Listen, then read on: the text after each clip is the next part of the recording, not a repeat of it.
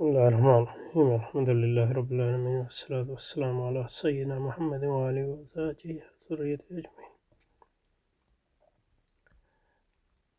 بقرات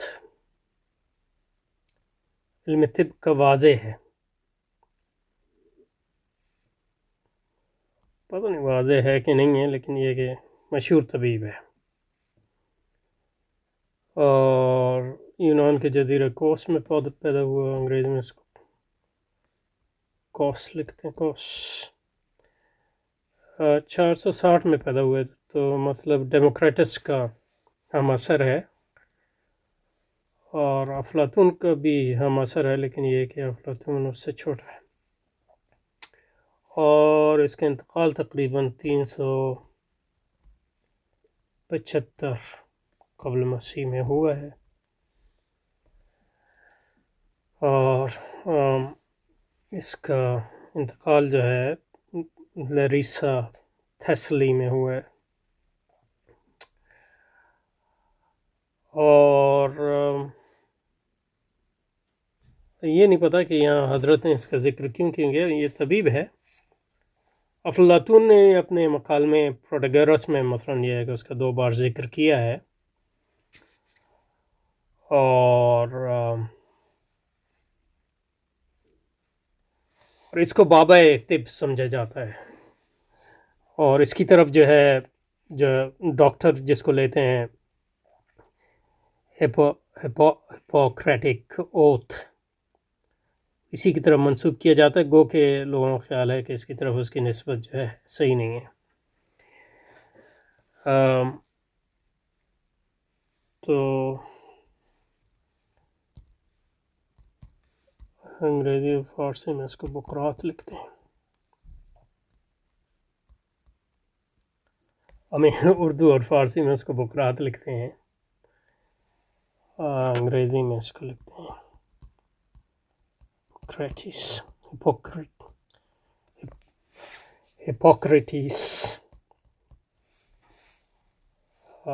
Hippocrates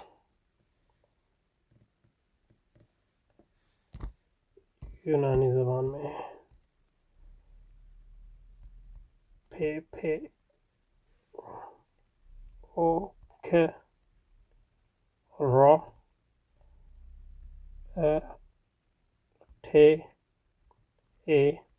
Hippocrates بقرات.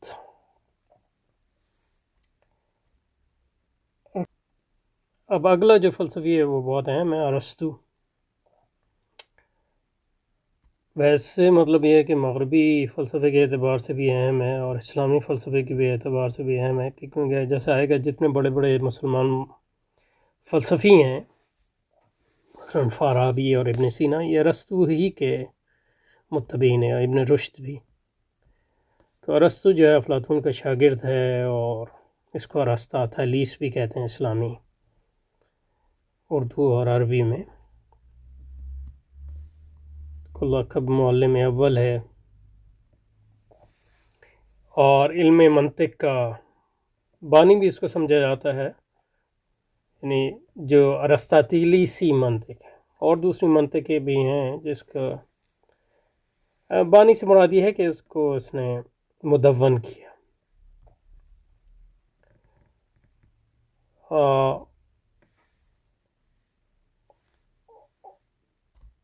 اور اسلام مسلمان متکلمین پر بھی اس کا بہت اثر ہوا ہے، کیونکہ مسلمان متکلمین نے جو علم کلام ہمارے ہاں آیا ہے وہ ان فلسفیوں کے رد کے لیے آیا، تو ان کا فلسفہ ان کو پڑھنا پڑا، تو اس سے پھر جو ہے متاثر بھی ہوئے کسی حد تک. خاص طور پہ اشعری اور ماتریدی علم کلام جو ہے بہت متاثر ہوا ہے اس سے. اور یہ ایتھینیا کا باشندہ نہیں تھا، یہ مقدونیہ کا تھا، جس کو میسیڈونیا بھی کہتے ہیں.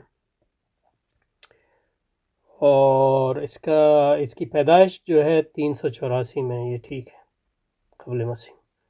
اور اس کا انتقال جو ہوا ہے وہ 322 میں، یہ بھی درست ہے. اور ارسطو حکمت یونان کا خاتم ہے. خاتم ان معنوں میں ہے کہ مطلب یہ ہے کہ ارسطو اصل میں، اس پہ تھوڑی بات کر لیتے ہیں.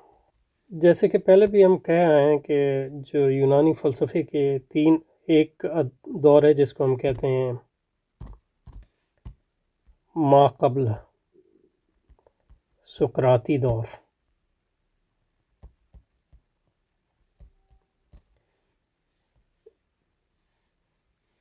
اور اس میں فلسفے کے بڑے بڑے گروہ آئے ہیں جس میں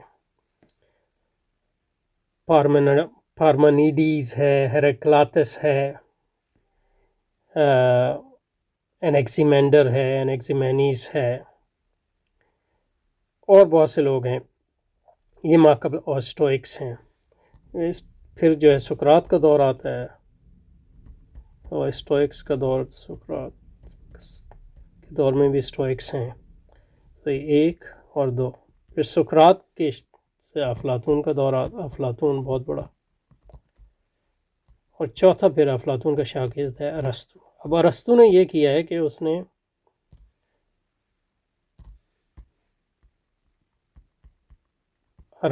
جو ہے افلاطون کی فکر اور ما قبل سقراطی فکر کا ایک امتزاج کی بنیاد پہ جو ہے اپنا فلسفہ بنایا، اور ہر فلسفے کی ہر شاخ اور سائنس کی ہر شاخ پہ اس نے لکھا۔ اور ایک اہم بات یہ ہے کہ ارسطو جو ہے فلسفے کا، یعنی اس تاریخ فلسفے کا پہلا، یعنی فلسفے کا مورخ بھی ہے، وہ صرف فلسفی نہیں ہے بلکہ مورخ بھی، اور وہ اپنے سے پہلے جو اس کا فلسفہ آیا اس کو اس طرح دیکھتا ہے کہ اس کے فلسفے پہ وہ منتج ہوتا ہے، یعنی اس کا مطلب یہ ہے کہ اپنے فلسفے کو اس طرح دیکھتا ہے کہ اس نے جو اس سے پہلے فلسفے کے جو اہم اجزاء ہیں وہ اپنے فلسفے میں ضم کر لی ہیں، اور جو اس کے غیر اہم یا غلط افکار ہیں اس کو جو ہے منقع کر لیا اسے، اور اس پہ اضافہ بھی کیا۔ اور اس میں استثناء جو ہے وہ صرف منطق کا کرتا ہے، کہتا ہے کیونکہ وہ کہتا ہے منطق کی کوئی تاریخ نہیں ہے، میں نے ایجاد کیا ہے، تو اس نے اس کی ایجاد کا دعویٰ کیا ہے، منطق کی ایجاد کا اس نے دعویٰ کیا۔ اور بعد میں جو ہے پھر ارسطو کا اثر جو ہے یونانی فکر پہ بھی ہوا، رومی فکر پہ بھی ہوا، عیسائی فکر پہ بھی ہوا، مسلمان فکر پہ بھی ہوا، لیکن اس کا مطلب یہ نہیں ہے کہ ارسطو کے علاوہ جو ہے یونانی فکر کے کوئی دھارے نہیں تھے، دوسرے دھارے بھی ہیں اور ان کا بھی اثر ہوا ہے۔ مثلا یہ کہ جن کا آئے گا رواقی ہیں، جیسے دوسرے لوگ ہیں، ایپیکیورینز ہیں، اور لیکن جو غلبہ ہوا ہے ہمارے ہاں وہ ارسطو کی فکر کا ہوا ہے، لیکن مثلا ابن تیمیہ وغیرہ کے ہاں رواقیین کا جو ہے اثر ہوا ہے، اور عیسائی فکر میں بھی اول رواقیین کا فکر ہوا ہے، اور تو وہ بھی ایک اہم شاخ ہے۔ تو مطلب لیکن یہ کہ ارسطو والا دھارا جو ہے وہ زیادہ اس کا غلبہ ہوا وغیرہ وغیرہ تاریخی فلسفے کی فکر پہ، لیکن اس کا مطلب یہ نہیں ہے کہ یونانی فلسفے کے اور دھارے نہیں ہیں جو ارسطو سے الگ، اور ان کو جاننا بھی ضروری ہے۔ مثلا ارسطو کی منطق ہے، لیکن یہ ایک رواقی منطق بھی ہے، ایپیکیورین منطق بھی ہے جو اس سے مختلف ہے۔ اور مثلا یہ ہے کہ امام ابن تیمیہ نے جب منطق کا رد لکھا ہے تو اس منطق کو انہوں نے استعمال کیا۔ اور ارسطو حکومت یونان کا خاتم نمانم ہے، افلاطون کا شاگرد ہے، اور سکندر اعظم کا استاد بھی رہا ہے۔ گو کہ مطلب یہ کہ سکندر اعظم پہ اس کے اثرات کے بارے میں مبالغہ رائے کی جاتی۔ اس کا جانشین جو ہے ساؤفراسٹوس ہے، جس کی محنت سے مشائیہ کی حکمت کو فروغ ملا۔ یہ ارسطو کا بھتیجا تھا۔ مشائیہ جو ہے ارسطو کے متبعین فلسفیوں کو مشائیہ کہا جاتا ہے، اس پہ آئیں گے ابھی۔ ساؤفراسٹس اس کا زمانہ جو ہے 371 میں پیدا ہوا ہے اور 287 میں، تو تقریباً اتنا ہی ہے. سافرستس فارسی اور عربی اور اردو میں تقریباً ایسے ہی لکھا جاتا ہے. لیکن یہ کہ سافرستہ جس کی میں نے سے مشائخ یہ رستو کا بھتیجا تھا، یہ درست معلوم نہیں ہوتا. لیکن یہ کہ یہ اس کا سکسیسر یا جانشین تھا. اور ارسطو نے جب سینیا سے چلا گیا تو یہ جو ہے لائسیم جو ارسطو کی اکیڈمی تھی، جو مشائخ فلسفیوں کا گڑھ تھا اسینیا میں، اس کا جو ہے ہیڈ یا اس کا سربراہ یہ بنا. اور وہاں جو ہے اس نے ارسطو کے فلسفے کو جو ہے اس کو مزید جو ہے نشو و نما دی. اس کو انگلش میں اس کو لکھتے ہیں فریسٹس.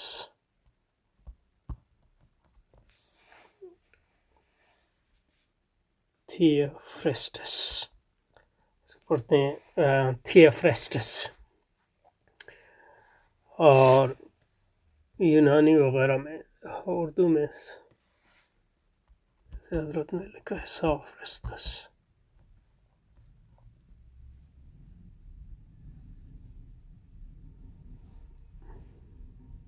اس کا زمانہ تو ہم نے لکھ ہی دیا ہے. اور یہ ارسطو کا جو ہے لائسیم میں جو ہے اس کا جانشین تھا، اور مشائیوں کا یا ارسطاطیلیسی فکر کا جو ہے سربراہ رہا ہے. اس نے ارسطو کی فکر کو جو ہے نشو و نما دی اور اس کے کاموں کو جو ہے مدون. لیکن یہ جیسا کہ میں نے کہا یہ ارسطو کا بھتیجا نہیں تھا، اس کے شاگردوں میں سے. تو ارسطو کو ارسطاطیلیس بھی کہتے ہیں، جس کا لقب معلم اول ہے، کیونکہ اس نے حکم احمد کلام سے مستنبط کر کے علم منطق مرتب کیا. اس کا زمانہ 384 سے 322 ارسطو حکمت یونان کا خاتم تھا، افلاطون کا شاگرد اور سکندر اعظم کا استاد تھا. اس کا جانشین سافرستوس تھا، جس کی محنت سے مشائخ کی حکمت کو فروغ پلا. یہ ارسطو کا بھتیجا تھا، یہ ارسطو کا بھتیجا نہیں تھا، یہ ارسطو کا شاگرد تھا. اور ان کو مشائیہ کیوں کہا جاتا ہے؟ یہ اس کی ایک وجہ یہ ہے کہ مشائی جو ہے مشائیہ کو مشائی فلسفی، اس کو انگریزی میں جو ہے پیریپیٹیٹک کہتے ہیں. اور کہا جاتا ہے کہ ان کو مشائیہ اس لیے کہا جاتا ہے کہ ارسطو جو ہے جب درس دیتا تھا تو وہ چلتے پھرتے ہوئے جو ہے درس دیتا تھا اپنی اکیڈمی میں، جس کو لائسیم کہتے ہیں. اور لائسیم جو ہے،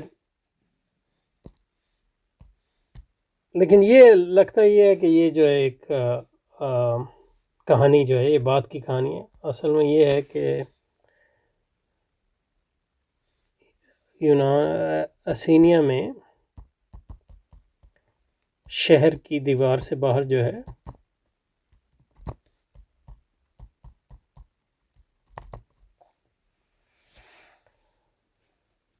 پبلک مقامات تھے جو عبادت کے لیے بھی کام آتے تھے. وہاں باغات بھی تھے جہاں لوگ جو ہے چہل قدمی کرتے تھے.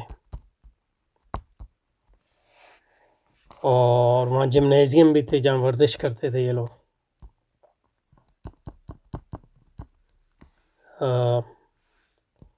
اور وہاں عبادت گاہیں بھی تھیں.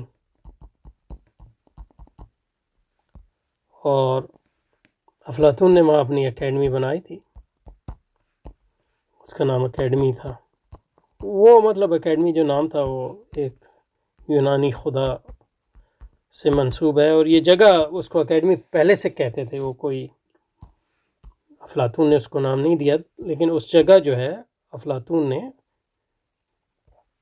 اپنی ایک جگہ خریدی تاکہ جو ہے وہاں جو ہے یہ لوگ وہ لوگوں کو وہاں پڑھاتا تھا اور لیکچر بھی دیتا تھا اور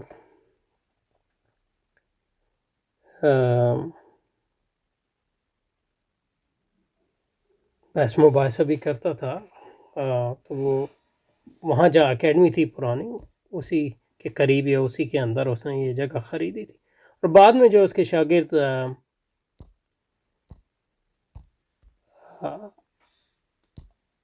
ارسطو نے جو ہے وہاں اپنی اکیڈمی قائم کی جس کو لائسیم کہتے تھے اسی جگہ.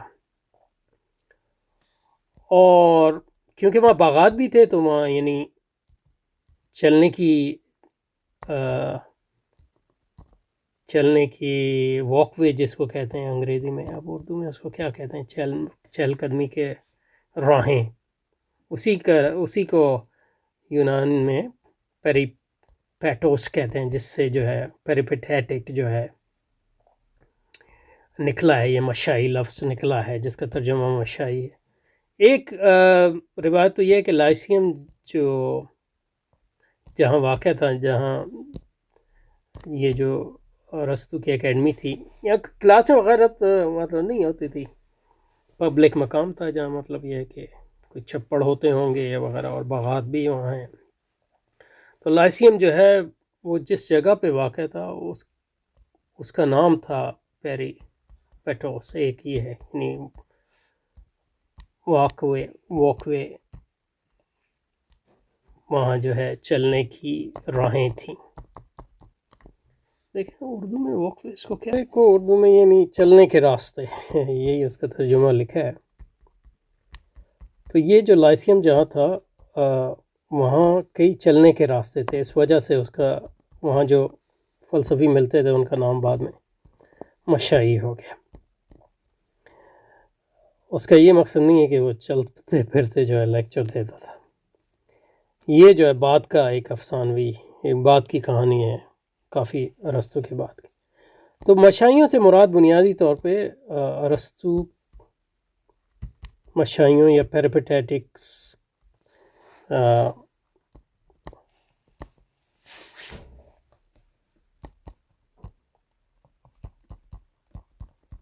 اس کا بنیادی معنی یہ ہے ارسطو کا دبستان فلسفہ. اس کو انگریزی میں ارسٹوٹیلینزم بھی کہتے ہیں. ارسٹوٹیلینزم یعنی ارسطو کا دبستان فلسفہ یا ارسطاطیلیسیت. تو ارسطو کے مکتبہ فکر اس کا مطلب ہے، ارسطو کا مکتبہ فکر یعنی اس سے جو فلسفے کا اسکول نکلا ہے جس کا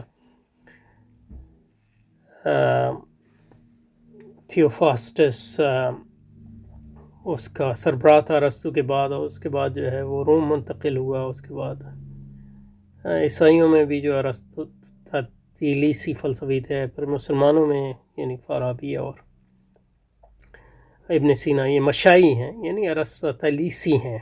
تو اس کے مکتبہ فکر کا نام ارسطاطیلیسیت یا ارسٹوٹیلینزم ہے، یا پیریپیٹیٹک بھی کہتے ہیں لوگ. تو ارسطو یہ جیسے پلیٹو کے فلسفے کے اسکول کو پلیٹونزم کہتے ہیں وغیرہ وغیرہ. تو اتنا میرا خیال ہے اس پہ کافی ہے. بعد میں ارسطو کا فلسفہ ہمارے لیے سمجھنا بہت ضروری ہے، لیکن اس پہ انگریزی میں نے تھوڑے بنائے ہیں اور بھی بناؤں گا انشاءاللہ.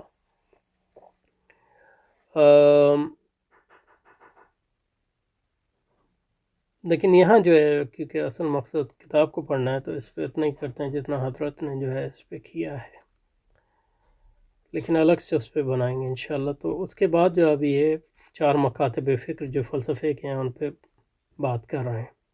مشائیہ تو یہی ارسطو والا ہو گیا، اشراقیہ جس میں بعد میں جو ہے ارسطو کا جو دبستان ہے وہ اشراقیہ میں